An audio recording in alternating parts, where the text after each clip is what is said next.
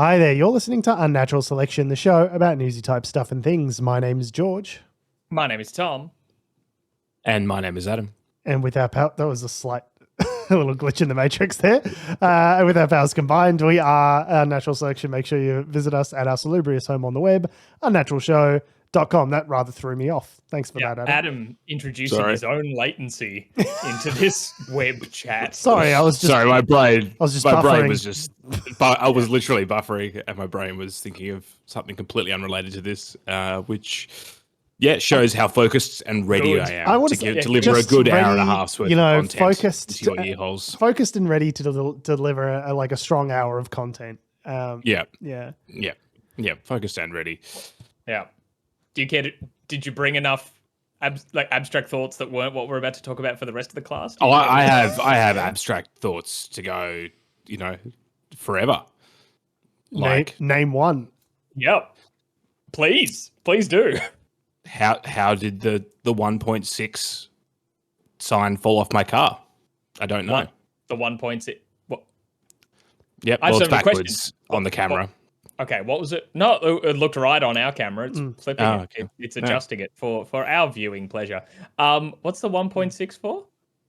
It's a little sticker that was on my car. I guess it's the size of the engine. 1.6 litre engine, yeah. Yeah, but I don't know how that came off my car. And that's a random thought that now everyone is able to ask as well. Yeah. So we can really, it's crowdsourcing out the issue, really, just to sort of, get many opinions. If you know how the 1.6, what is it? Is it a embossed logo? No, it's like a sticker, like a little plastic sticker. Little hood ornament. Yeah, it's like a hood ornament thing. If you know how that came off Adam's car, I don't know. You can email us. Do we still even have an email? Yeah, unnaturalselectionshow@gmail.com. Titling your email, Adam is excellent at improv. So it's a news and politics show, and we're here to talk about some news and or politics. So for top story, the right to disconnect has started. So you might have seen a Twitter, an Instagram reel from Anthony Albanese saying, "Hi guys." I don't know. No, we're not doing that. I don't like the guy, but that seems mean-spirited. Hi guys. That's not appropriate. It's your Prime Minister here. Just letting you know you've got the right to disconnect. At which point I said, at what point can I disconnect from you, Anthony Albanese? It's never, it seems. But so the right to disconnect is a piece of legislation that has passed the Parliament, which allows millions of Australians to now essentially be off the clock after hours. So for those of us who are engaged in 9 to 5 type sort of work, it means that if your boss calls you after hours, you don't have to pick up the phone, essentially. Now, it doesn't sound like that should be a thing. We're reasonable. We're reasonable, yeah. Reasonable, as with all legislation, the word reasonable is not only doing heavy lifting, it's fucking bench pressing, okay? That is doing... The word reasonable does a deadlift in every piece of Australian legislation. Yeah. Don't you love it when you're writing up legislation and you're just like, all right, cool. But you know what this needs? A little bit of ambiguity. Yeah. We have to make sure that this will be argued by courts forever. Do we want to be really specific in our goals and outcomes, or really, really get to the crux of what this legislation is supposed to be doing? No, just make a broad, vague statement. Let's give the Supreme Court something to do. Just they sprinkle need a little activity. Sprinkle some reasonable on it. So essentially, someone's got to keep lawyers in work. If the federal government doesn't keep, Supreme Court lawyers, there's not Supreme, we're federal court lawyers in practice, then no one will. So that's true. They can't all just be getting $1 million packages just sort of delivered out of nowhere to pursue defamation cases.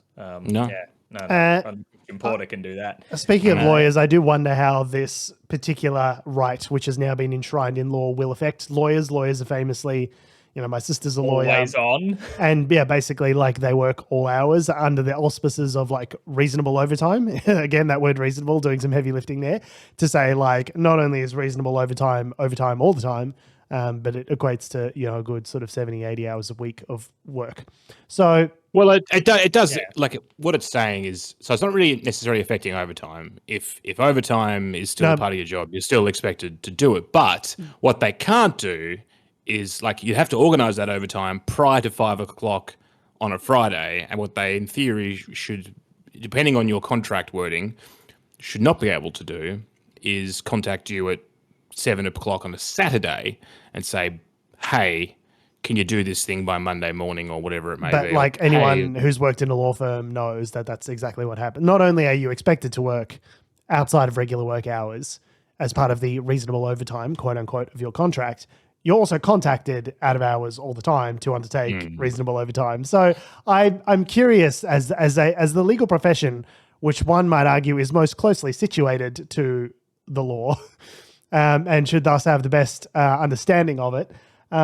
It seems to be one area that is, for whatever reason, immune from these workplace labor laws because of the way they phrase their contracts. So I'm curious to see what actual practical effect it's going to have in the economy.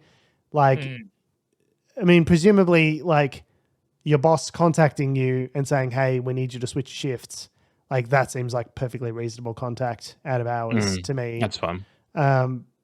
So we'll have to see. As you say, Tom, they've left it a little bit vague in terms of how it's actually going to perform in the economy. So we expect a bunch of test cases to come up and sort of, test this legislation. But I mean, conceptually, I'm very much on board with the idea of like, your contracted hours are 9 to 5. Like, that's what you're getting paid for. Don't pester me outside of those hours when I'm, doing dinner with my family or enjoying my weekend or, because I've been in roles where, it was very much the expectation that you were just contactable at all times. You've got a mobile phone and so if I want to call you or text you or email you or message you, I expect a response straight away. And it doesn't matter what you do. So it leaves you on these kind of like tenterhooks where you're constantly like looking at your phone going, oh, did I get a message? Did I get a message? And you never like properly ever clock off work. And I think this is trying to address some of those concerns that people have. Let's be honest, most of us are not curing cancer. It can wait until the morning. Like most of the work we do is in fact like late stage capitalism, emailing nonsense, creating decks and sending them back and forth. It's not really pivotal. We can wait. I do wonder if for some reason Tom's business's IT infrastructure goes down for some reason and Tom is the only person that can fix it. I guess that would be reasonable given the situation, perhaps, if they contact him. I mean, yeah, I guess that'd be an interesting kind of way of doing it, right? Because I suppose there's the different versions of if I broke it, if I was working overtime and I break it and I try to call someone else to be like, I need help. Is that a reasonable thing for me to do to reach out to them? And, I don't know, Tom. Whether or not it's was it? Was it? When that happened? No. Hey, no. When that happened, I broke that during work hours. Thank you good very boy, much. good boy. It just carried on into after hours, which was not a lot of fun. Your Honor, when I broke my company, I did it during 9 to 5. Okay. Yes, I did. I broke it during 9 to 5. It took other people until midnight to fix it, and then I checked it again at 8 a.m. on Saturday morning just to make sure it was all still working. Not great. It's got to be interesting. To see how this is sort of taken, because you're right. I guess saying earlier that the vagary is intentional sort of in the legislation, it's kind of maybe I'm being too harsh. It kind of has to be, because you're right. Like there's if I'm a site supervisor at a construction site and turns out the house is blown over and I'm the one responsible for it, like should someone don't call me. Don't call me about the impending like disaster that's about to happen on the construction site.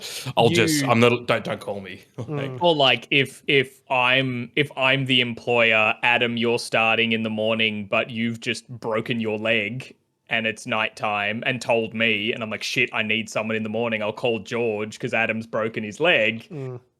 There are forms of out of hours legitimate contact kind of like that, and I think differentiating them will be interesting. However, probably though, if I call George like 20 times and he's ignoring all of them because he's like, I'm busy in the middle of something, then probably you could turn that around as like, Tom's harassing me outside of work hours, even though maybe my intention was Adam's fucked his leg and could you start tomorrow in the morning instead?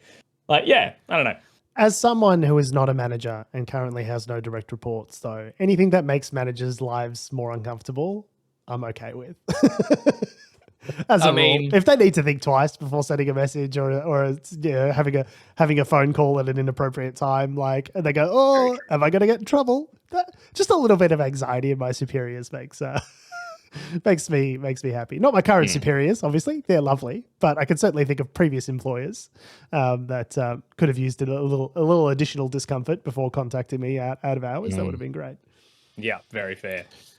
But it's probably one of the only legislative successes, perhaps, that the Albanese government put through. And we'll talk about some other middling to failure stories in a bit. But our next story is someone who is very much connected to the web, and that is billionaire Pavel Durov, who is the founder of the Telegram app. And he has been arrested in Paris for, well, I guess, the alleged crimes that are happening on his platform. So, so there's a couple of things there. So for those who don't know, Telegram is a messaging app. It is often referred to as an encrypted messaging app, which is not really sort of accurate. There is the ability to enable encrypted one-to-one messaging within the app. Now, they argue that their encryption, and this is like yet to be sort of backed up, is different from the kind of encryption that's available on Signal, for example. So Signal uses, which is another messaging app, uses what they call end-to-end encryption. And it was an open source development on that encryption, which is meant to be like industry leading. Now, there have been some people out there, such as Pavel Durov and Twitter owner Elon Musk, which have cast aspersions on the encryption of Signal, suggesting that it's like somehow tied into the US government and things like that, and suggesting that people have had their encryptions, encrypted messaging apps turning up in like court proceedings and things like that. So suggesting that there is like some sort of backdoor, I guess, in Signal's messaging app. But that encryption, that open source encryption, is also the basis of the end-to-end encryption in other messaging apps like WhatsApp and Facebook and other products as well. It's all predicated on that. So they're suggesting that there's something nefarious, some sort of backdoor built into that, because they can't. That is one of the that's Signal, but that's a separate with Signal. App to so Telegram, obviously, right? Durov, as the owner of Telegram, which is a rival to Signal, would have those things to say about it because it casts aspersion on his competitors, right? Yeah. But there are questions around. So the idea is, because Signal and all other kind of large-scale messaging apps are predicated on that same open source code, that they're all suggesting they're all sort of compromised somehow, and Telegram is the only independent one that's of a large enough scale to be considered useful. Now, the thing is, Telegram is not really an encrypted messaging app. That's not really how people use it. And as I said, there is the ability to use encryption. You got to turn it on. You got to turn it on. But the way that Telegram is largely used, and this sort of comes back to some of the conversations we've been having around, far right extremism and large scale protests and mis and disinformation that we talk about more broadly on the show, is that it's kind of become a social networking app. People can post. There's broadcast features. There's comments on those posts. The way people use Telegram is more like Reddit than it is like a messaging app like Signal. So it's not really a one-to-one comparison. Because that's it's not really like how Facebook Messenger or something. It's almost like you've got like a MySpace page. It's almost like Twitter. Yeah, really. Yeah. It's kind of like it's almost like a combination between Twitter and Reddit is how most people actually end up using it. And there's been a lot of proliferation of far right media groups. Lots of misinformation, mis and disinformation about the Russian war in Ukraine, and like a whole heap of random shit on there. Yeah, really random shit. Broadcast channels where people can reach up to 200,000 people. It's like it is a wretched hive of scum and villainy when it comes to mis and disinformation, political mis and disinformation, to things to do with war and the conflict, Israel, Palestine, like whenever we're talking about, like, there's a bunch of like right-wing shitheads creating some, polluted information space on the internet. chances are that is also taking place on Telegram, right? I mean, there's also, like, for instance, Zelensky, uses it as his primary sort of media outlet, like his sort of weekly address, broadcast tool. So there is a lot of like truth there. So there's stuff in the sense that where it's not filtered. So there are people saying the right things, but there's also people wouldn't use it if it was only trash, right? Like there has to be some. But it's so polluted. Yes. Trying to work out fact from fiction is nigh on impossible. And I guess that's one of the things is if you have things like Facebook, Instagram, Twitter, well, not Twitter, but other applications where they do enforce codes of conduct and I guess message filtering and all that kind of stuff, content filtering rather, where that does happen, all the people that are affected by that then go to where they can post, and that place seems to have been Telegram. Now, interestingly enough, Pavel, so he was basically, he had this other app that he was using, or created, or he was on the team of, basically, in 2013, I believe. No, 2014, sorry, called VK. It was the VK social network. Which was described as like a Facebook clone ripoff sort of thing. Yeah. And the Russian government were like, bro, shut this down, and like, because he was allowing like opposition groups within Russia to like, have their say, basically. And then the Kremlin was like, no. So he refused to comply with that and then fled Russia. And then that's when he then went over, started, I guess, properly working on the Telegram app, which had actually been founded the year prior with his brother. And he's now based out of the United Arab Emirates, which has a much more, let's say, ethically flexible, morally, they got some moral gymnastics going on in the UAE. It's a good business environment, George. It's a good environment to do business. That's what it is. By which they mean has not got any extradition treaties with Western governments. So very, very morally flexible over there in the UAE.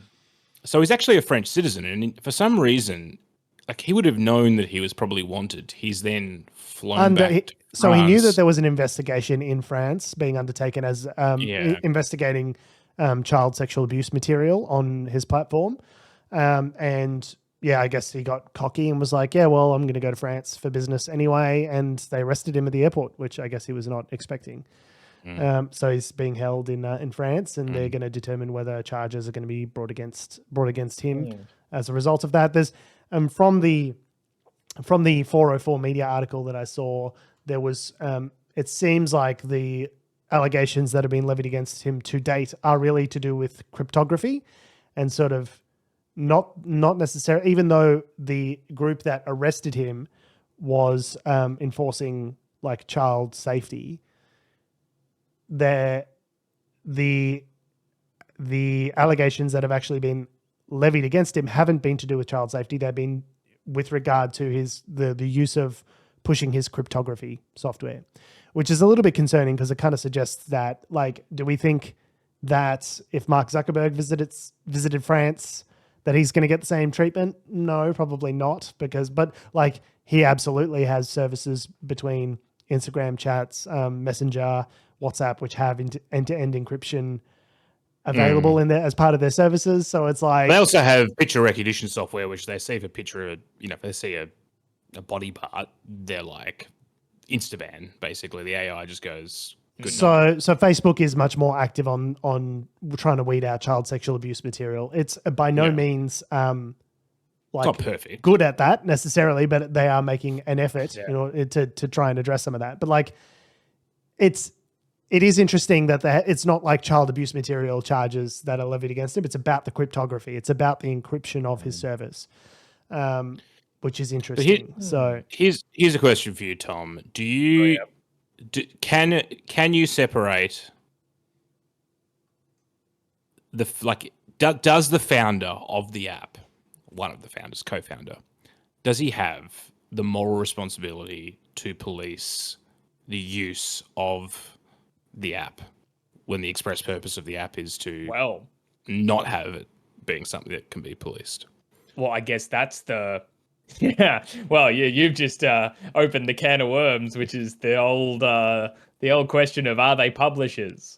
social media platforms, a publisher. So different countries have different legislation around this. America has Section 230, which specifically talks about the difference between a platform and a publisher. And for the longest time, these services have been considered platforms. People who post content on platforms, the platform is not responsible for the content that is put on there, right? The individual's responsible. Whereas with the publisher, the New York Times posts child sexual abuse material, then obviously the publishers of the New York Times will be responsible for what occurs on their website, on their platform. Yeah. So it is a distinction in the US law, at least, as to how broadly that applies internationally. I don't know, but also, sorry, go on. Well, no, it is. It's a tricky one, especially if you consider it a platform or a telecommunications service, right? Like if I know Telegram as an example is, as we've said, like kind of like a more primitive MySpacey still style social media platform rather than exclusively just texting and all that sort of stuff. But I wouldn't think, at least I don't think I can't think of any examples where telecommunications companies have been responsible when like people using their phone lines to do crimes, doing crime, using their phones and stuff, right? So no, I guess not in that sense. I know there's stuff like using telecommunication services to menace people and stuff is a crime. That's exactly what I was going to say, because like using a carrier service to menace someone is a crime in and of itself. But that crime isn't levied against the carrier service. Isn't against AT&T. The person using the carrier service to do it, right? So, I think it's in Telegram's situation, it is the distinction of whether or not it's a publisher. And I guess France's laws would be more relevant to whether and how that gets applied. It would be the EU would be the one that would be governing a lot of this. Yeah. The question I have though is like, okay, so at the moment I'm reading this book called 000 by Roberto Saviano, who's an Italian journalist who does a lot of reporting on the mafia. And say that last name again. Roberto Saviano. Is an Italian journalist who does a lot of reporting on cocaine and crime and the mafia. A lot of people might have heard of his book Gomorrah. As in he reports about cocaine and everything. He doesn't do a lot of reporting on cocaine.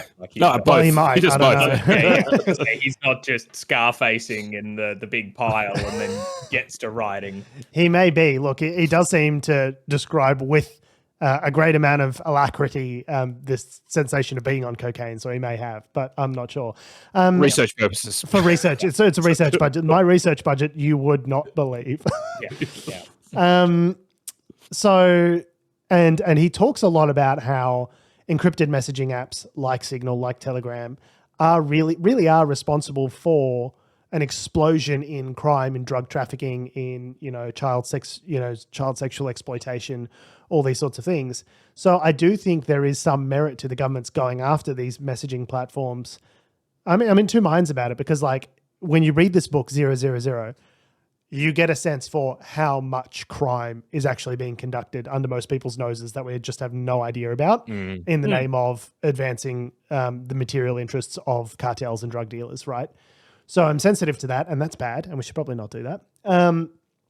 And yet, I'm also sensitive to the idea that, whistleblowers should have access to encrypted messaging platforms. Like if you go to, I think it's ABC's website, and you want to become a whistleblower, I think they do recommend that you use one of these platforms to contact them, because it is you can have end-to-end encrypted messaging, and thus not have whoever it is, corporate interests, the government, lower the risk of, your whistleblowing potentially being used against you and prosecuted later on. So they use proton mail and those sorts of things as well for the same sort of same sort of effect. So I like in regimes where there's like a really authoritarian, nasty, terrible government, like you could see the utility of a platform like Telegram in terms of like organizing resistance to a horrible regime, right? Like, so I see, like, yes, encryption is good, but it's like everything. It has costs and benefits. I guess, well, but like privacy in and of itself is inherently a good thing. But yeah, it's and yet when it is leveraged exploited by criminals to do crime, like that is absolutely not a good thing. So I'm a little bit.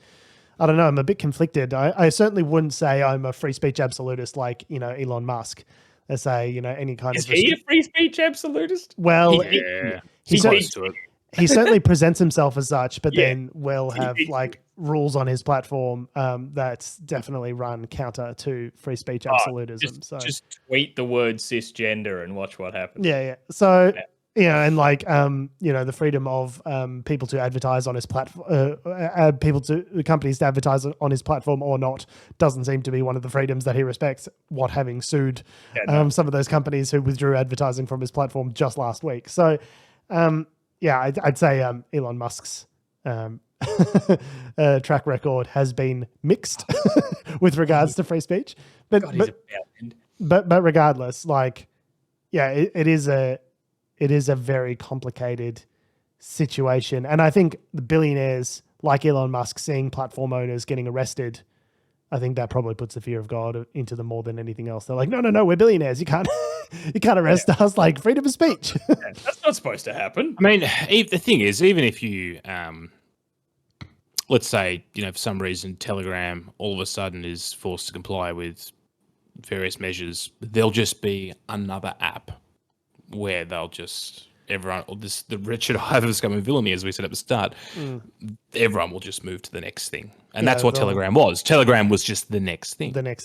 Yeah, like Gab. Gab was a social media network, which is like freedom of speech, and obviously immediately turned into a wretched hive of scum and villainy for right wing shitheads. So I think you're right. There is a certain whack-a-mole element to all of this, where it's like if they don't go here, they go elsewhere. However, like it is a company that is meant to abide by the law. And if the law says you can't provide cryptography services or you can't, facilitate the transmission of child abuse material, then like, I'm sorry if that grates on your freedom of speech principles, but like if you want to operate in a country, you need to abide by their laws. Otherwise you don't get to operate there. Brazil just recently said about Twitter was like, hey, turns out you're not complying with any of our court orders. So we're just going to ban Twitter in the country. And I was like, you know what? Good for you, Brazil. Like, just kick him out. I would personally just be delighted if it wasn't an option anymore. But you love Twitter. This is the thing, though. You are on Twitter. I have you are a Twitter whore. I'm sorry. I have it's complicated. Is my relationship status on Twitter? Okay, it is complicated because I do like Twitter. I lurk on there. I don't post as much nowadays, but I do get information from Twitter that I like. There are smart people that I like and follow, but I also hate it. And I also despise the person who owns it. Tom, you're a prolific X user. I know. Yeah, like you'd be upset if it disappeared into the ether. Well, no. See, I'm with George on this one because I'd probably be like, that makes it so much easier. It's over for all of us. Because I know I'll never use it again. I'm sorry. You're just sitting there holding your phones going, oh no, someone please God take it away legitimately. I fucking whatever content is on the screen. I mean pretty much. Like that is so messed up. I'm sorry. Doesn't everyone have this relationship with their phones where they hate themselves for using it as they're using it? Like, surely that's how we all operate in the 21st century. I'm such a shit. In a constant cats videos. Look at that little paw. A constant state of oscillation between loving and hating the thing that we love, just a Schrodinger's asshole at all times. Like, I mean, it is becoming a little easier for me to not use X as much because I'm like. What with it breaking?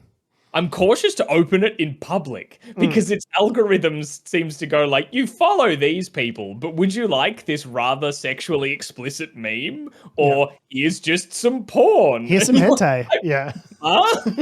Who doesn't love a bit of Japanese tentacle porn, animation tentacle porn in the morning? Or even just these, like, just the legions of accounts that are all dedicated to, we just post, like, hot pictures of hot people. And it was like, okay, but anyone just, like, looking over my shoulder on the bus will be like, look at this weirdo. So I'm like, okay, no, let's not do that. But also, I feel like I've done life wrong because I feel like the people that are posting the pictures, they're just reposting pictures of beautiful people. Like they're probably somehow through advertisements and other making money.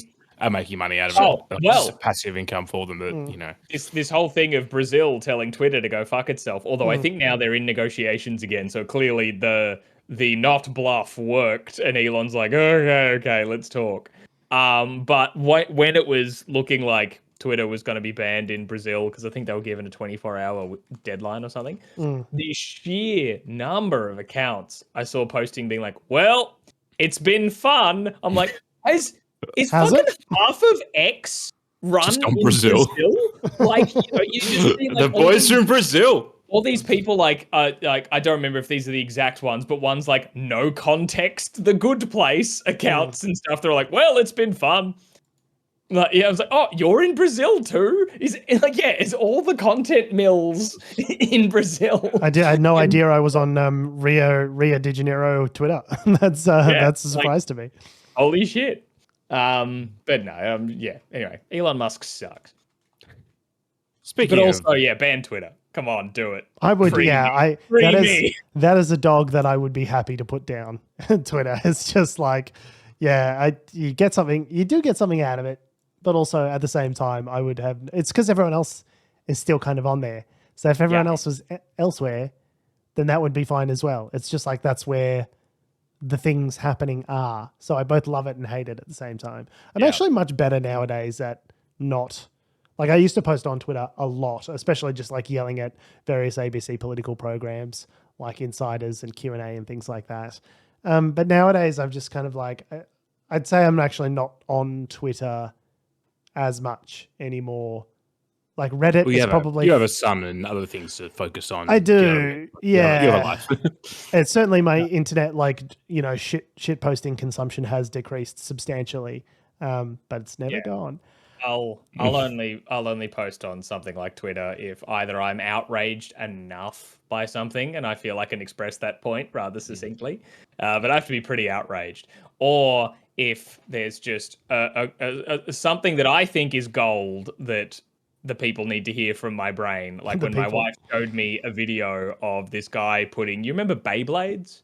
Like, no. I do remember Beyblades. Two giant Beyblades spinning on like a disc, but they were spinning. He'd wound them up with a drill. He used like a power drill to get them to spin, and they start hitting each other and sparking. It's something crazy, and you're like, "Wow, that's pretty nuts." And then he just pours a liquid all over it. And you're like, "Oh, he's keeping it wet so as it doesn't spark." And then he sets it on fire because it was petrol, going crazy. And I was like, "Babe, what is this? What is this video?" She was showing this to me on her phone. I was like, send me the video. And then I just had to repost it and just said, flambe blades. And just sent that out. I'll post if that nugget comes into my head. Worth it. Absolutely worth the long journey. Yeah. Speaking of moment, right? I couldn't just say flambe blades. You'd be like, Tom, what the fuck are you talking about? And that's how you knew your wife was pregnant, because that was the first dad joke you ever made. George, just like, babe, get the test. You have known me long enough that is nowhere near my first dad joke. No, it's his 20 millionth. But speaking of nuggets and outrage, we reported on, I guess a week or two ago now, that the CFMEU had been put into administration by the federal government. There was legislation passed, and it turns out tradies weren't happy about that. Not thrilled. Turns out the body that organised protests professionally organised a protest about this. Yeah, it's weird. I know who could have seen this coming. Yeah. So this week there were tens of thousands of union members, and not just from the CFMEU, but from other unions as well, that were rallying around the country and in all the sort of major capital cities and other smaller regional cities as well in some areas.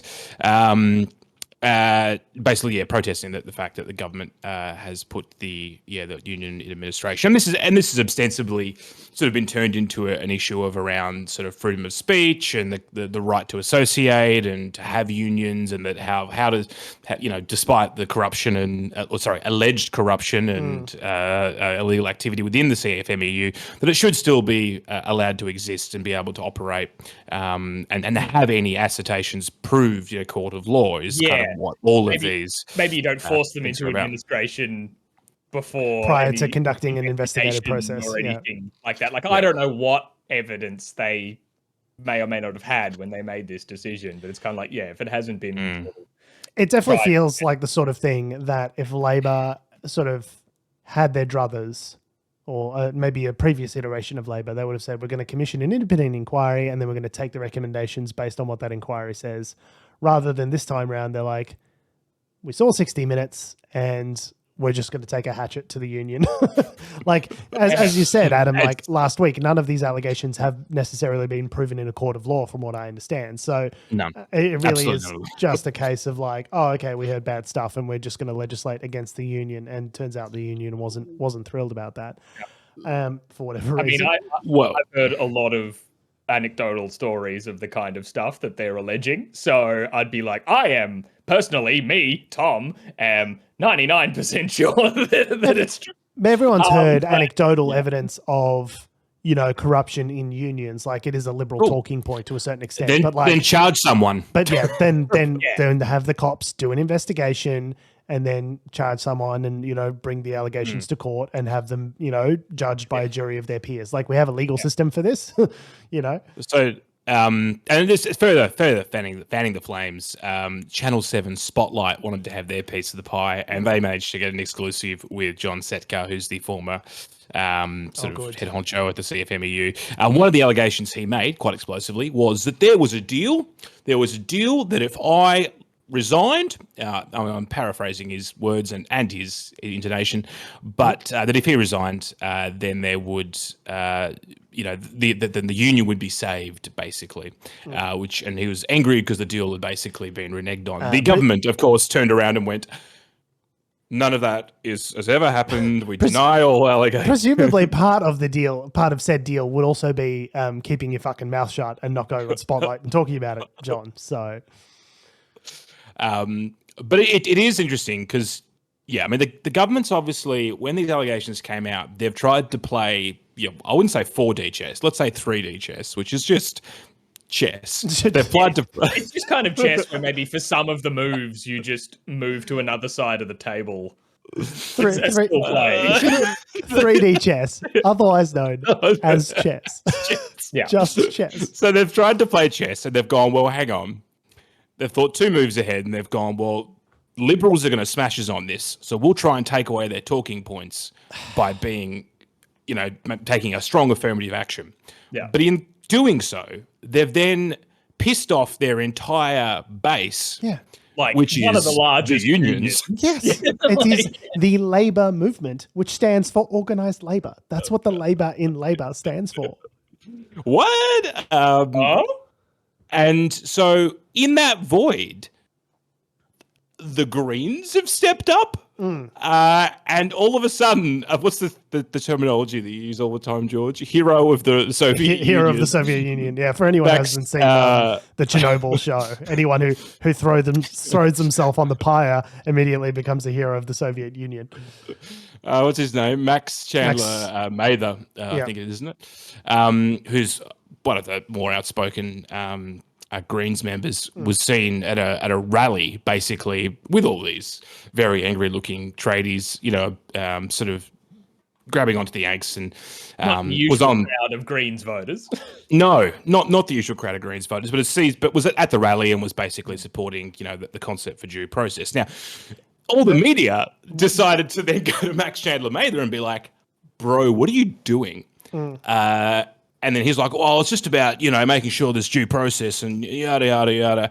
Well, no, it's about positioning the Greens as the heirs to the Labor movement, surely, right? Like if Labor's not going to occupy that space of progressive, workers' rights, then surely the Greens make the most sense to step into that space. I mean, it's also kind of funny though, because they're also quite happy to go up, to put themselves sitting with a movement that's done a lot of shady shit as well, allegedly, right? While we're gonna, to be fair, there is a linkage there. Like, it's the Greens party; they're the protest party, right? The Greens are the ones that, they're born from the movement in the Tasmanian wilderness where they would chain themselves to diggers and other things.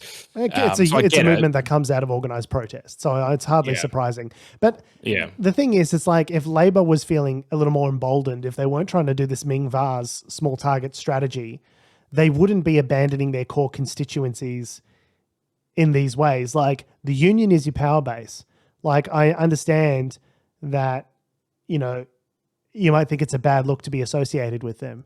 But if you put too much distance and you throw them under the bus too much, you might lose your power base. And it seems weird to me that we've elected a Labor government and the targets that they have, and we'll talk about education in a second, but the targets that they seem to have identified in the last year are unions, universities, and the NDIS. And it's like, if we elect a Labor government, surely we weren't thinking that these were the industries that would be targeted. Like, you would expect a Labor government to advocate on behalf of those industries in a positive way. So it just kind of feels like, I think a lot of Labor voters right now are kind of feeling, Laura Tingle in her article for the ABC this week described Labor as being piggy in the middle between the Greens and the Liberals. So like they're sort of chasing around, trying to sort of stop the political footballs being thrown over their heads, but they're not actually taking control of the narrative in any substantial way. And unless things really change, like, I think a lot of traditionally Labor voters will be left thinking like, well, what's the point of voting for Labor? What is the point of Labor if they can't defend unions, the university sector, and the disabled people, right? Like what is the point of, like, I feel like we could have gotten all of these attacks on these various sectors of the government under a Scott Morrison government just as equally. So like, why did we vote Labor again? Like, remind me what they're for exactly. I mean, because the Morrison government was worse, and they sucked. Absolutely, several ministers, Scott Morrison. No, they blew balls. Don't get me wrong, but like they sucked. But the question then becomes like, ideologically, if Labor's just doing everything that the Liberal government would have done, what is the benefit of voting Labor? I think that question will be salient in people's minds at the next election. They're not going to forget that Labor did $14 billion worth of cuts to the NDIS. They're not going to forget that they threw the CFMEU under the bus, rightly or wrongly. They're not going to forget that, they trying successfully, it seems, to cap university places and throw the university sector under the bus. Like, if you keep backstabbing all of your allies, don't be too surprised at the next election when they don't mobilize for you, right? Yeah. Well, let's move to that then. Before we move on, there's something I noticed, which just was a little bugbear of mine following these protests, specifically Max Chandler Mayer's attendance. Again, jumping back to the platform that we all love to hate, Twitter. Something I just saw posted a lot on it. Maybe because the algorithm thought that I would enjoy this when, clearly my flambe puns hey, Tom, should have suggested otherwise. You built this algorithm brick by brick. You did it, buddy. Yep, I did. You did this to yourself. Whether I wanted to or not. I just saw some people posting that like a bunch of like CFMEU or I don't know if they were members. Obviously, you don't really know who these people are. But the kind of sentiment that they were pushing out was like fuck off, Max Chandler Mather, because you've never done a hard day's labor in your life. I was like, bet he's okay. Like, I hadn't listened to sort of what Max Chandler said, like whether or not he put his foot in it or something like that. But just the very premise that kind of stuck out to me there was like, wait. But don't you want support from others that, like, on top of this is how you build political power, is by forming consensus. He's there being but I'm not with you. Like, I'm not one of you, but I support what you are protesting.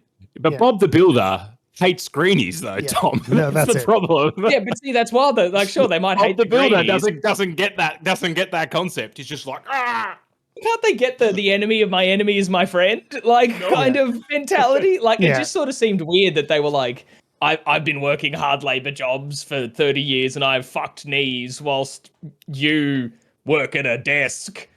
Fuck you for agreeing with me. Yeah, like, more or what? less. Yeah, and that's not the way to build political power.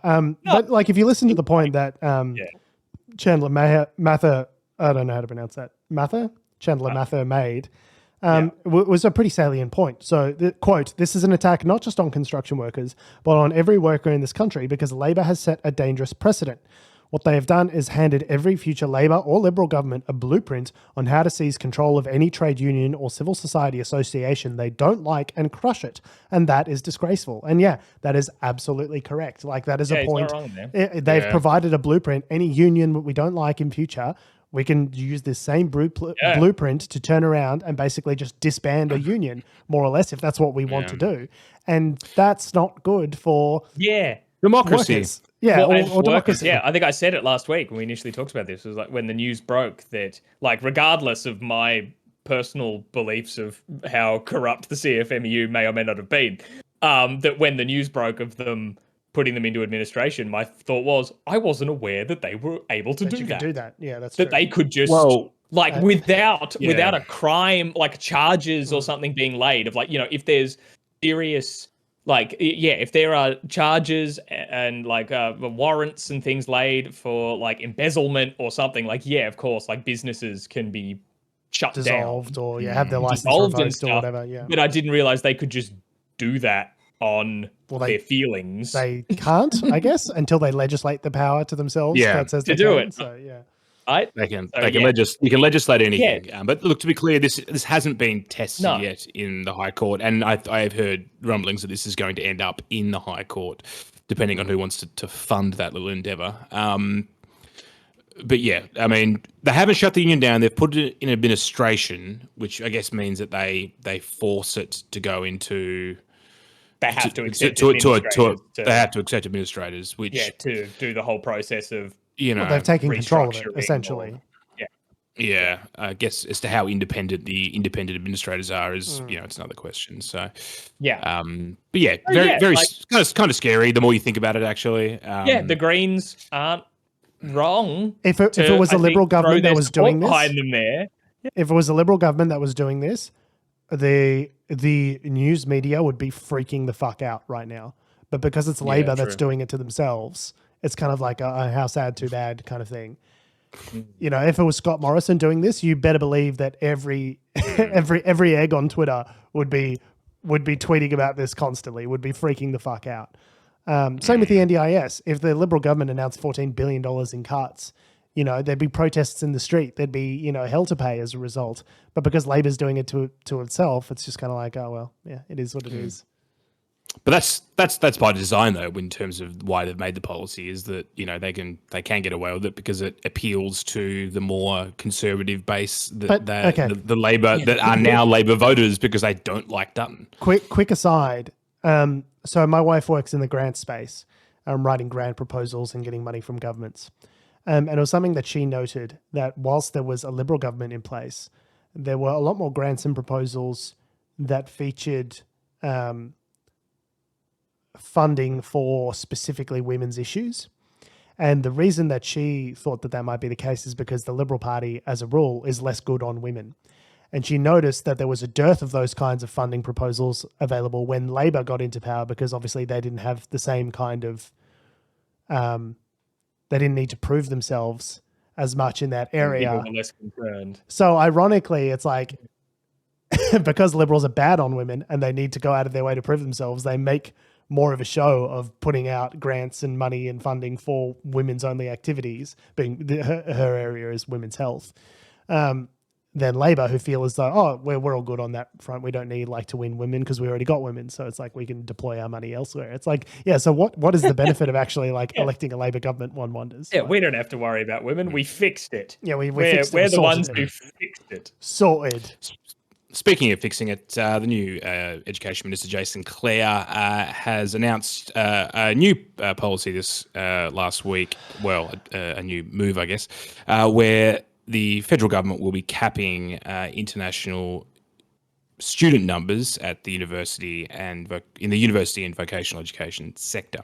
Now, previously, so this is the end of 2023, when I think it was, what was her name? Claire O'Neill was the education minister. They had the Ministerial Direction 107, right? Execute Order 107.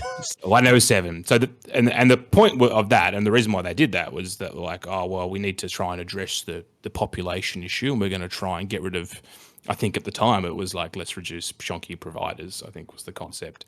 That kind of didn't work because it just pushed, from my understanding, it just basically affected all the like regional schools and institutions and then just pushed them all over to like group of 8 universities is kind of the broad summary that I understand. But it actually means that in terms of the actual numbers of students coming in, it didn't go down, it actually went up. So last year, I think, what's the actual number? There was something like a large increase. Well, here's the thing: is that of international students compared to years on the international student numbers have been mixed over the last couple of years. And anyone who works at a university, of which full disclosure I do, will tell you that obviously since COVID, things have been really complicated in universities. So, I mean, I'll flash this this graph up here on the screen for those who are watching. But essentially, these numbers will show the trajectory between 2018 to 2025, the number of international student numbers. So you start at 230,000, you're up to 249,000, and then COVID hits and you're down to 222,000, 158,000 in 2021, 168,000 in 2022, and then we can see in 2023 back up to 263,000, 2024, 289,000. So you can see what we're looking at essentially is a rising over time from sort of 2017 through to 2020, and then a real dip over the next couple of years as a result of COVID, and then recovery, okay, as we're starting to come out of lockdowns in 2020. Recovery and an increase as continues. Well. I would argue it's the continuing of the growth trajectory that international student numbers were on since then. Like you take a dip over through 2020 through to 2022, and that's reflected in the finances of most major universities where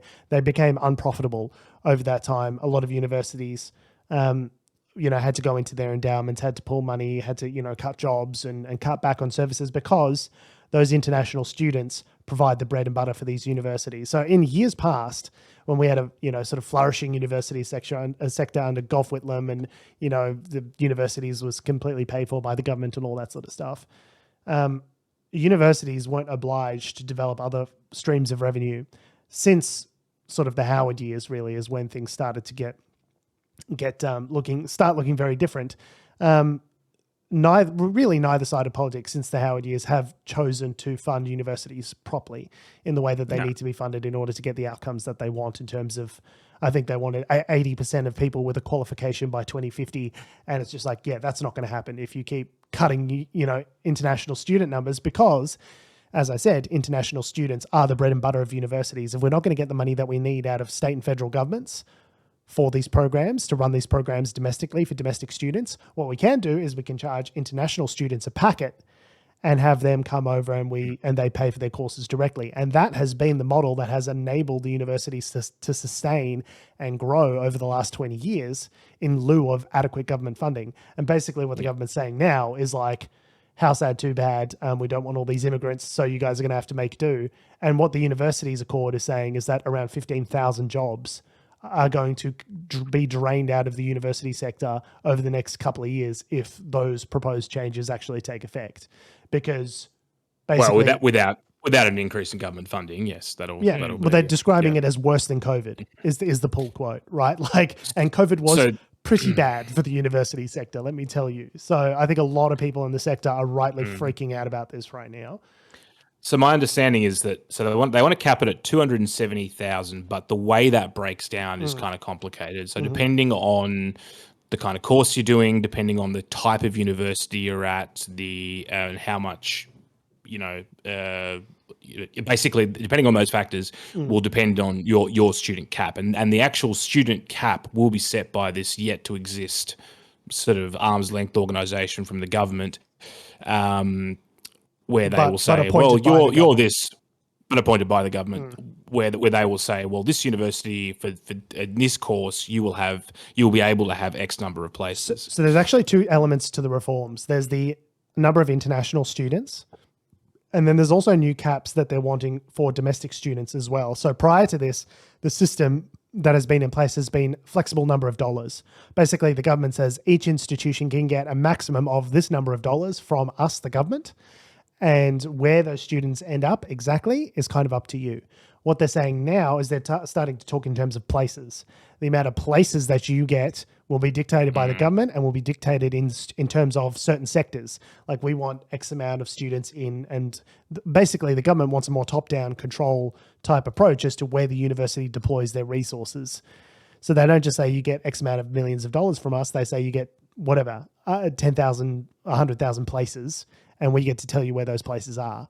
So I think that in addition to these international student caps is going to mean that universities that have only recently, like in the last financial year, have only just now started to properly recover from COVID and return to profitability, and now going to be plunged again into another crisis. If the government is being so prescriptive as to how you can earn money and from whom, without then providing a bunch of supplementary funding to replace that funding, like obviously it's going to end up in job cuts, and they're acting all thrilled because they think the reduction of this number of foreign international students is going to like positively affect, you know, rent prices and house prices and all that sort of stuff. Well, that's ostensibly where it's being sort of and the other thing they're calling out is, you know, dodgy. They keep calling it, you know, and they love this with the NDIS as well, dodgy providers and shonky. But then go after dodgy providers. Like there is already legislation in place. There, like the university sector, as someone who's been in it now for over a year, I can tell you it is the most thoroughly regulated sector I've ever worked in terms of the educational standards, ASQA, TEXA, all of these various state, federal. I think they're talking more about like TAFE and sort of. But this applies to TAFE. Level. This applies to the university that I worked for, and getting perilously close to mentioning the university I work for by name. Yes, is a dual sector. It also does. It's dual sector. But what I'm saying is a lot of what the government's they're not necessarily talking about, you know, bachelor degrees being handled out willy nilly. They're talking about, you know, I got a Cert 3 in. But what I'm saying is something, I don't know. Like, those TAFE certifications are still thoroughly that you get audited. There are a lot of rules and regulations as to how those degrees are. There are certain units of competency for each one of those degrees that need to be met, that are dictated by a centralized body, certain standards that need to be met, and you get audited against those standards. So there are already a lot of mechanisms in place to go after shonky providers if that's what they want to do. They just need to enable the enforcement of those mechanisms. There are a lot of pre-existing mechanisms in place. They just need to say, if there are dodgy providers, you go after the dodgy providers. What this is saying is we're just going to flat out reduce the numbers of people. We're going to halve the amount of international students coming into the country, full stop. And it's meant to target only shonky providers and not affect any legitimate providictate. It's ostensibly about population control and trying to hold this. It's trying to not dictate. It's trying to control the supply and demand equilibrium for the wider economy, a large component of the wider economy, especially in capital cities and that kind of thing.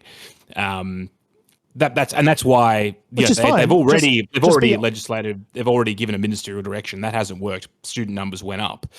But just be honest about it then. It's just say we are going to take a hatchet to the university sector in order to try and spare the rest of the economy. Like that's what you're doing. Like don't say it's about shonky providers, because there's plenty of shonky providers. I can tell you, okay, plenty of shonky providers still out there making loads of money. Okay, that is not at issue. No, but they're never going to say, let's take a hatchet to because that won't look good for them. I know it won't look good, but that's what they're doing. No, I agree, it's what they're doing, but no, of course they're not going to say that. What is the point of a Labor government and electing a leftist, sort of progressive government if they're going to take hatchets to the university sector, the unions, and the disabled? Like, what is the point of electing a nominally progressive government if they attack the people that form their support? Like, what is the point of you? Disappointment of Labor MPs. I feel it's just becoming more and more relevant. A disappointment of Labor MPs. Is that the collective noun that we're using? Yep. I do feel that, like, you know, one thing that I always got frustrated with when I was at university was the concept of, and to be fair, I studied a performing arts degree, so, you know, woe is me. But I did feel that even in other sectors or other people, my friends that were studying other courses, that the what am I trying to say? The qualification to job ratio was pretty poor. And it did feel, being at a Group 8 university, that part of the reason for that was that they just had so many people in the course that how could you meaningfully, you know, say at the end of this that your job prospects are, and to be fair, the university would probably argue it's not. You're studying a Bachelor of Arts. But Adam, the thing is, the international students that are coming in and filling those positions are largely going to the vocational education sector, which is the sector which is most closely aligned with getting people jobs. That is the whole point of vocational education, as opposed to higher education, which is more about the attainment of knowledge and broader kind of principles. And don't get me wrong, I'm in favor of like a liberal education and getting a humanities education. I'm very much in favor of that. But you have to say that in terms of practical outcomes, job-ready training, that is what vocational education is for. And it is the sector which is most responsible for providing skilled graduates, which directly go into the labor force. That is essentially what vocational education exists for. So the fact that's going to be most impacted by these changes, and yet, higher education, which has less to do with creating skilled graduates for, specifically for workforce training, won't be feeling the impact of this anywhere near as much. It seems I think just wrong. They still will be. I think this is the point, isn't it? I mean, I could be wrong. Maybe I've missed up. The whole concept of this is to correct the previous ministerial direction, where all these extra students got pushed to higher education in Group 8 universities. I think the concept is that these Group 8 universities are now going to have these caps in place, which should direct more people back to vocational education. No, I don't. Have I misunderstood that? I don't know. But yeah, I don't know. It's very unclear. Under the cap, publicly funded universities will take in about 145,000 new international students next year, which is consistent with 2023 levels, with another 95,000 allotted for vocational education and training courses, which the government says will bring the figures down to pre-pandemic levels. So it is essentially saying that what is going to these vet providers will come down. Like, that is the purpose of what they are doing, is to bring down the numbers. But it's also going to come down in the publicly funded universities as well. That's what I'm saying. Both levels. But I'm telling you that the majority of people that come to Australia as international students are coming for the provision of vocational education courses. It is rare, or much rarer, because the barrier to entry for vocational education is lower. Is much lower. So it's very unusual that you're going to have a poor student coming from, a developing country and going and studying like a Bachelor of Arts. It's much more likely that you'll get them coming in and studying, a Cert 3 in individual support or nursing or disability support or, and the fact is that we need those because there is a critical shortage of nursing, disability care. Like, the people who are filling our aged care centers right now are those international students that are coming from overseas in order to fulfill those, to do those courses and thus to fulfill those jobs. So we're already experiencing a critical shortage in those areas. And for the government to go and then just turn off the spigot is certainly not going to help with any of that. I think the vocational education sector in particular is going to suffer the worst of this. It's great for regional universities or whatever, but they're already their cost bases as a result of not being in, the center of a major city like Melbourne or Sydney are already much lower. There's more space. It's much cheaper space. Like, those regional universities weren't necessarily crying out for a bunch of international students. So I don't see how, I'm just as someone who works in the sector, I'm very annoyed and confused as to the direction that Labor, and they can dress it up however they like about cracking down on shonky providers, but there are mechanisms in place for that. And they're not strengthening those. It's literally just headline numbers reducing the number of people that are coming into the country. Why? So they can turn around and say to Peter Dutton, we can be just as xenophobic as you, basically. I don't see it from an economic standpoint, it doesn't make sense. From a strengthening the sector standpoint, it doesn't make any sense. You're weakening the university sector, which is critical for creating those roles to fill those vacancies for, those critical sectors like cybersecurity and nursing. It also screws up the pipeline of job readiness for people going to those sectors. It seems like such a short-term thinking. We just need to get past this one election, neuter all of Peter Dutton's talking points. We just need to get through this next 12 months and like everything will be fine. But in the meantime, they're like stabbing in the back all of their power bases, being unions, universities. Like they're happy to throw anyone under the bus if it gets them one more election cycle, so they can do what with power again exactly? Like what is the purpose of you having this power that you want to wield so terribly? Like, well, we'll talk about another example as to where they've kicked themselves in the nuts. But I just want to put a little pin in this, and that I think I've got an article here from The Conversation, which is a bit different to what you're talking about, George. So maybe we'll post that in the show notes, and people can make their own decision along with the news.com.au article. But either way, there will be a reduction in students, which as we're saying is it's not a win-win for everyone. There definitely will be an impact, and it may actually have an adverse effect depending on what happens 2 or 3 years down the line. I remember Claire O'Neill describing it as international students as rivers of gold. For the university sector. I was just like, that is incredibly insulting. Like, yeah. Yikes. Yikes. Speaking of yikes, Labor just announced this week that they were going to renege on an election promise, and then after everyone said that's a fucking terrible idea, they jump back and are saying we're going to continue with our election promise. That election, Tom, you can lead this one. What was that election promise? I think an amazing example of somehow like keeping an election promise and everyone hating you for it. It's a rare situation that you see, right? That the government elected and keeping one of those promises has done it so terribly. So the census is happening in a couple of years, 2026. And one of Labor's election promises was to include questions in the next census around people's sexuality and gender identity. I think Adam, you looked it up a bit earlier, sort of what the actual mandate was. It was a little more. The policy was statement. Yeah. This is it. This is from their 2023 ALP national platform, and the under point 29. Section B, it says, ensure that the 2026 census gathers relevant data on LGBTIQ plus Australians and then there's another policy, but that's the one about the census.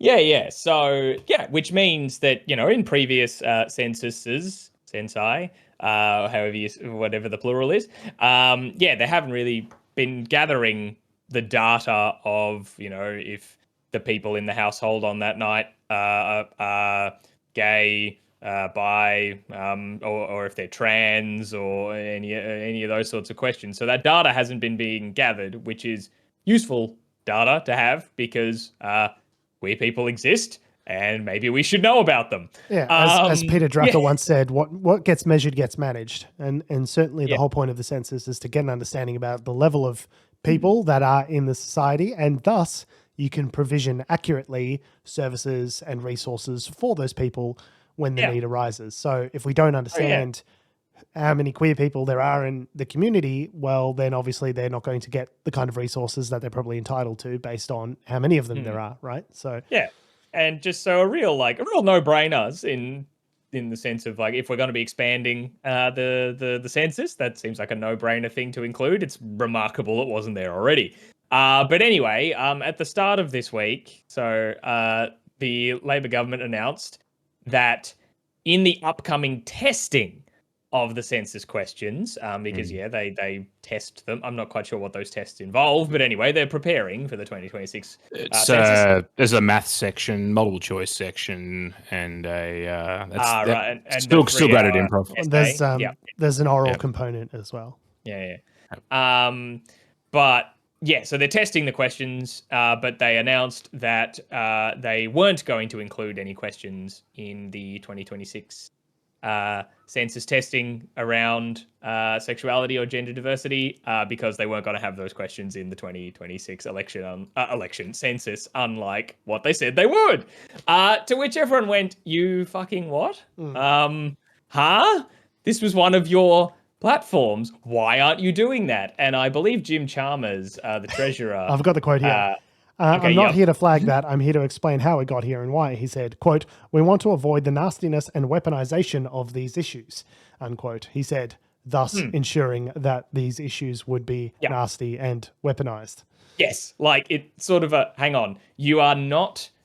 I can't wrap my head around why anyone thought this was a good idea. It's such an own goal. It's so dumb. You are not going to count queer people in the census because you want to spare them. Because they don't want a bad culture wars news cycle. They don't want Peter Dutton going after them. That's saying that the Labor government's all woke and all this sort of stuff, and they just wanted to spare themselves a bad news cycle. And by doing that, they've created several bad news cycles. Like the political instincts of this group of numpties, like it's just really beggars belief, because what they've done now is by doing this and then immediately flip-flopping on the decision as they've done in recent days. They have now, in several days later, have gone, Okay. Yeah, we're gonna have questions on that. We see that you're absolutely right. After some Labor MPs, Josh Burns being one of them. The terminology I've seen throwing around was revolted. Like they revolted against the party. And George, I think you pointed out someone else revolted from the party recently over an issue, because the Labor Party usually have to fall in line with each other. Yeah. Notice Josh Burns didn't get kicked out, just like Fatima Payman, did a couple of months ago over the Israel-Palestine, disagreement that she had with the party. Yep. Josh Burns hasn't been kicked out, but she was. Yeah. Interesting to note. And what they've done now is they've essentially created the worst of both worlds. They've betrayed the progressives in their party and isolated them by flip-flopping on their original policy platform. And then they've ended up at that original position anyways. So, and they've also, by doing that, by flip-flopping again, they've then also isolated the moderates in their same party. Like so you've been dragged kicking and screaming back to the original decision that you had, thus isolating everyone in the process. So the people that are for you hate you, and the people that are against you also hate you now. Like, and at no point have you exercised any kind of the expenditure of any political capital showing that put up or shut up, right? Showing that you believe in a particular issue and you're taking a stance based on your genuine beliefs. It's just like, oh no, we're completely happy to vacillate depending on when the prevailing political winds are blowing. Yeah, we have no principles whatsoever. But then, yeah, it's just like classic Labor. Just like what's interesting is that so I've actually only partly read this. So it's actually the whole of Section 29, which is from their 2023 platform. So the point 29 was Labor believes that LGBTIQ plus Australians should be counted as part of the national census. As part of the next census, Labor will commit to, and this one goes to the sub-points. Unless, of course, unless we're feeling like scaredy cats, in which case we don't. Point A was include LGBTIQ plus Australians in the consultation and planning process for the 2026 census. So have they have not done that. I was like how did they just make an executive decision on this, or did they do a really bad focus group? Yeah, did they canvass them for the questions and then they've just decided not to do the questions? Yeah, no, that's a good point, actually. Thanks for your input. How much effort, we'll ignore that entirely. How much effort did they actually put in prior to deciding this, if any at all? Or, I don't know, did they wake up last weekend and go, oh, fuck, we're starting the census testing. Has anyone been working on those LGBTIQ plus questions? They're like, oh, I thought Margaret was working on that, wasn't she? Oh no! I'll tell you what's happened. So they've gone, and it's the same thing with the CFMEU. They've gone, the Liberals will ping us on this if we try to introduce legislation which 100%. Includes queer people. Let's not go in. Let's not create a gender conflict. Let's just quietly forget about it. Yeah, and in doing so, they've created a gender. Conflict. Yeah. So I think it's much like the same-sex marriage. I was thinking about when, the way Jim Chalmers was phrasing it, of like not wanting to have this culture war, maybe like it's like, they're doing queer people a favor by not having this kind of awful news cycle and a debate on their existence and all that sort of stuff. That, it's the same as the plebiscite for same-sex marriage. It's like I know you're like, wanting you think you're doing the right thing for this process because you might be canvassing people's opinions and that causing that terrible debate. And so while people are like, well, but it's still ended up with same-sex marriage at the end, isn't that worth it? It's like, no, the right thing to do, you're going to get the angry culture war bullshit anyway. Regardless. Because fuckwits will fuckwit and they are craven shitheads. So like, you're gonna have it anyway, so just do the right fucking thing. Yes, like, rather than being like obsessing over the optics, they're immediately doing the wrong thing because they're buying into it on the Liberal Party's framing, right? You know what I mean? Like, they are saying, nothing will ping you no matter what. It is controversial now to be LGBTQI because we're buying into this framing that Peter Dutton is going to criticize us on those grounds. It's like, rather than, so it's, you know what I mean? It's kind of like seeding the ground to that perspective because you're buying into the Liberals' framing. Whereas if you just said right off the bat, this isn't a political issue, this isn't wokeism, like we promise this in the policy in our platform, and we're going to measure the people in the queer community because that's the right and sensible thing to do because we do it for every other kind of community. Like, it would have been a non-issue, but by framing it on those grounds, you're immediately buying into the Liberal Party's framing of it by doing that, by treating it as though it is a controversial thing. So it's like you're losing on both counts. Just like, it just really feels like the political instincts of like they're running scared is what it seems like. They feel like they're going to lose the next election. And as a result of that, they are not showing any kind of bravery, which is a self-reinforcing cycle because it makes them look like the kind of weak-willed people that people hate in Labor, which makes people less likely to vote for them, I think, you know. You know what they could try? Friend of the show, I don't know how to pronounce that, Vanagua says, or maybe they are closeted for other reasons unrelated to any political framework.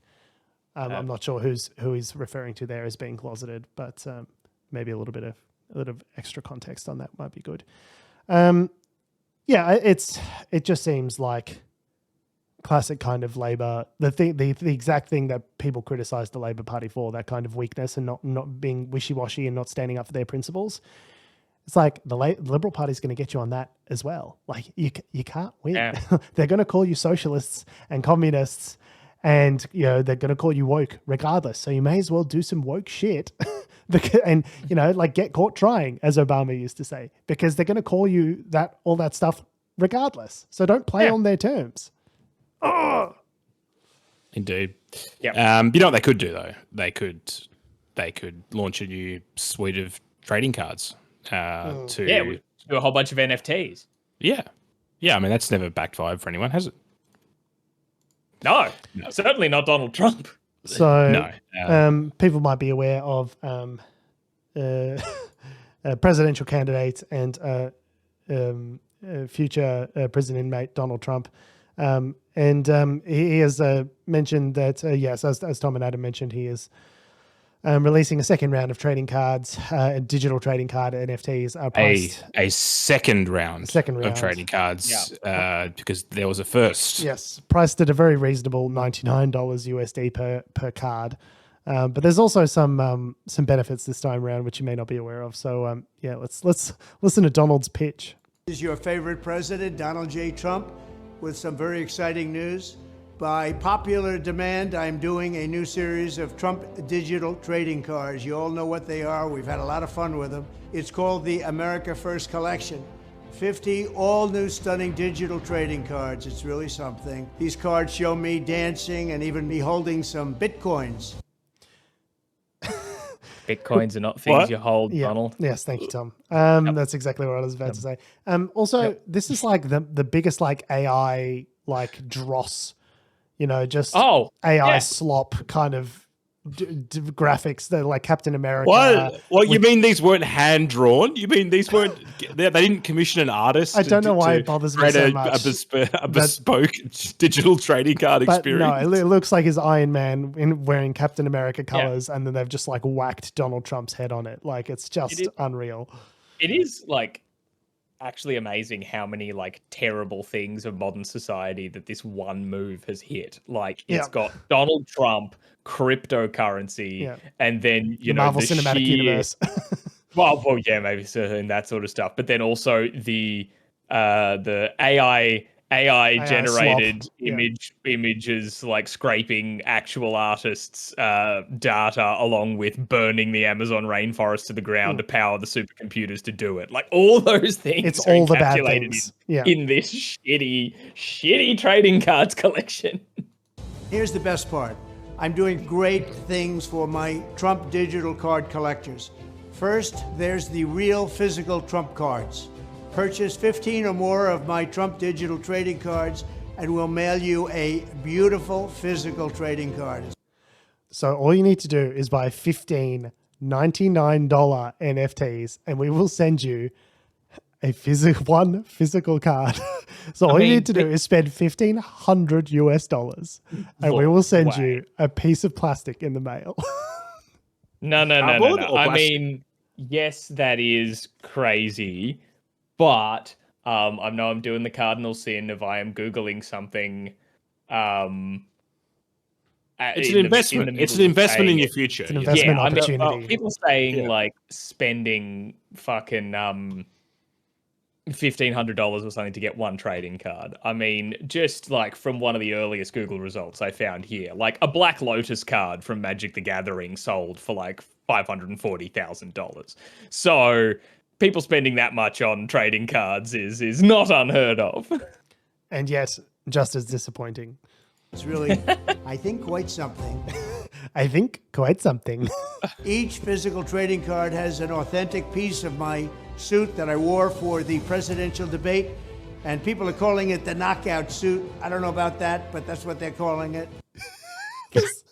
So many name one person who calls it that, Donald. They're calling it the knockout suit. I don't know if I agree with that, but that's what they're calling it. And it's like, you're reading the teleprompter, Donald. This is your copy. Like, you can decide whether to call it the knockout suit or not. It's like he's reading it for the first time as he's delivering it to camera because he refuses to do a second take. They definitely shot this with like a 5-minute break between engagements 100%. Somewhere. Like, they're like, there's a fireplace, get some flags up there. We've got 10 minutes. Let's just knock it out. And just the craziness of like, they're cutting up pieces of Donald Trump's debate suit and like including it with the car. It's just batshit. It's like legitimately like nails of Christ's cross level of like derangement with these people that you would pay money for a scrap of Donald Trump's suit. What's like? I want to see the like they better have filmed it. I want to see the footage of them putting that suit in like a shredder or something, and it just comes out into strips. Okay.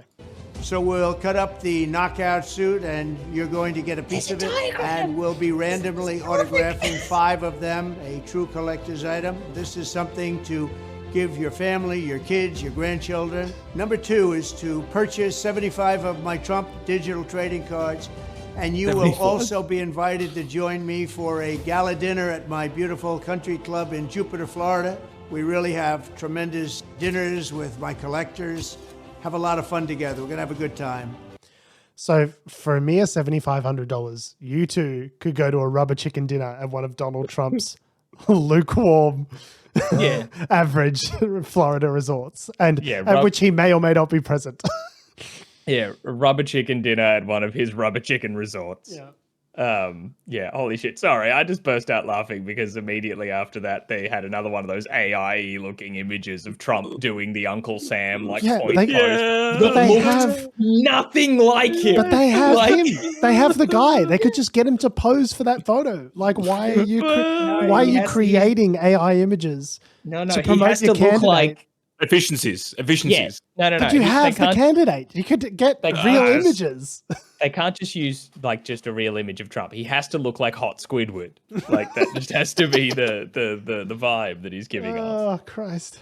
I'm keeping my Trump digital trading cards at the same price of $99 each. We've done that right from the beginning. So go to collecttrumpcards.com. It's really easy to buy. You just need an email address and a credit card or crypto. You know, they call me the crypto president. I don't know if that's true or not, but a lot of people are saying that. So don't miss out. Go to collecttrumpcards.com. They call me the crypto president. I don't know if that's true or not. Well, it's about you, so you should know whether that's true or not. Yeah, maybe you should have looked up whether or not it was true before you just said it into the void. I hate the way he says things. I don't know. I wasn't me. I didn't say it. You can't pin this on me. Someone else said it. I'm saying many people are I'm saying that other people have said it, and it may or may not be true, but other people have said it. I'm hearing. Bring it up. I'm hearing. That's what I heard. Yeah, I'm saying that other people are saying it, and I'm also saying that I don't know if other people are actually saying it, but I know I'm saying that other people are saying a thing that I don't know if they actually said. What could possibly be misconstrued? You can also buy sneakers. Oh, the Donald Trump gold sneakers, which just look like painted Converse All Stars. And there's like silver ones. Yeah, they look like gold. No, they look like they look like spray painted gold Converse All Stars. Ridiculous. Amazing. I'm on the website. I'm clicking buy just for pure scientific. Look, don't get me wrong. If I was a ludicrous millionaire, it is 100%. Like if this podcast was making $100 million a year, like Joe Rogan, it is 100% the sort of thing that I would put on the company credit card just to see what comes. Like there would absolutely be a write-off because that would be content for days. I kind of want one. I would absolutely no. If I found it, I don't think I would not give them any of my money to even see any of this stuff for the lols. But if I found it in an op shop, like it was just like on a shelf, like gold Trump sneakers, I'd be like, well, I'm buying those. Yeah.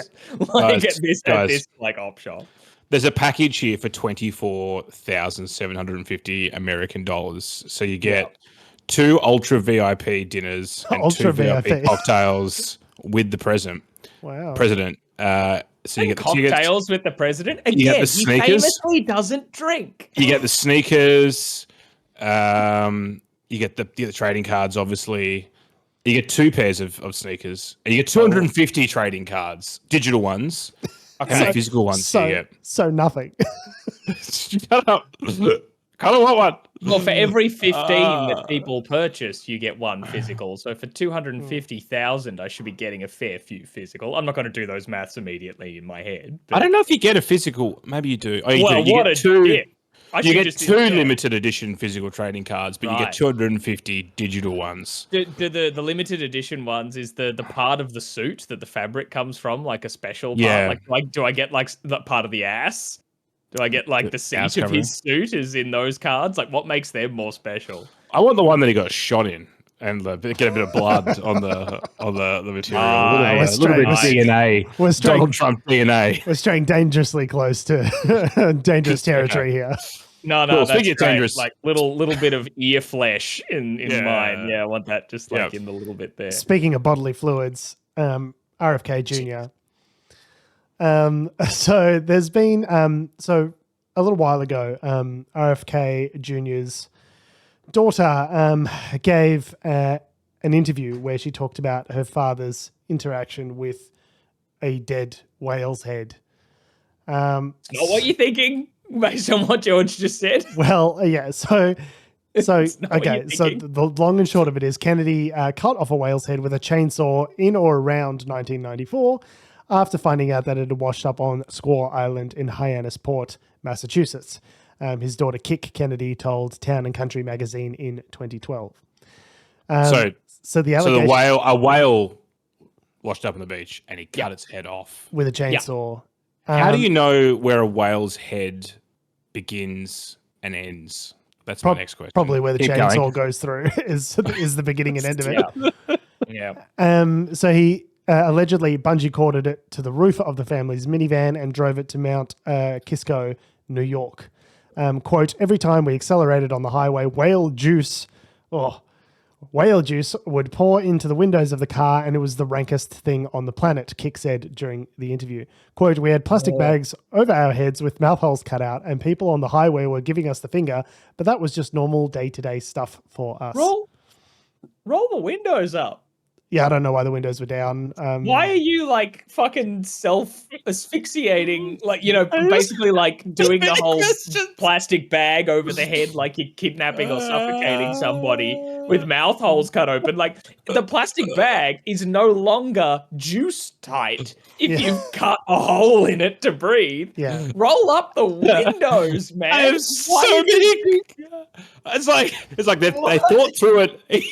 They thought through the whole endeavor enough Yeah. No, you know what?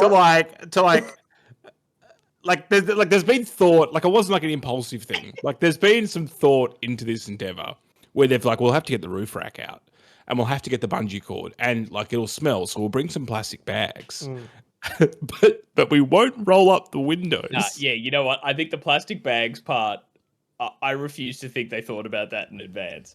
I reckon they bungee corded the head onto the top of the van and started driving, and they slowed down at one point, to which like an avalanche of just muck and blood and whatever else was in it just blasts into the car, and they're all like, and then they had to use whatever they had on them. Holy, you know what? I take it back what I said a few weeks ago. Let him be president. So the Center for Biological Diversity Action Fund, the political director, Brett Hartle, has mentioned that it is illegal to possess, quote, any part of an animal, unquote, protected by the Marine Mammal Protection and Endangered Species Acts. Transporting the skull across state lines would amount to a felony violation also of the 1900 Lacey Act, which, quote, prohibits the transportation of any wildlife, dead or alive, that was reduced to possession in violation of any state, federal, or international regulation or law. Yeah, so that's just EPA overreach, though, George. That's just overreach by the EPA. Yeah, but here in Freedom Land, I'm allowed to carve off the head of any goddamn whale I see. Again, what was he going to do with it? Like, what was the? I shudder to ask. What was the utility? Especially if, like, whale? Especially if, like, was it just so you'd have a skull? Just a whale skull. Because in which case, fucking carve the skull out before you put it in the van. I don't know. Why are you transporting it, blubber and all, to be blasting all over the highway? Yeah, it's he's a cool and normal guy who definitely is not too weird to be president. That's great. For the record, he's a weirdo, crazy person who like should not be in charge of anything. Will now be part of the Trump administration as their health secretary, presumably. So I forget. Did we talk about the fact that he dropped out? Yeah, we did. I mentioned it last week. Yeah, that he dropped out. Yeah. So, oh boy, holy shit! Like, this is my second favorite beached whale related story now. What's the first? The first being the Oregon whale explosion. Where they tried to blow it up and then They succeeded. They blew up that whale. In fact, some could argue they were too successful in blowing up that whale. They blew up that whale to kingdom come. The footage is amazing. It's fantastic. And if you didn't it rain, and then it rained whale. Yeah. It explodes, and you hear people cheer and go, "That was amazing!" And then you start hearing the plopping of whale parts landing all around, and the screaming, and the little detail that I love about it. I know the news footage shows this, where a car was totaled by a chunk of whale just landing on it, like it's just like pancaked.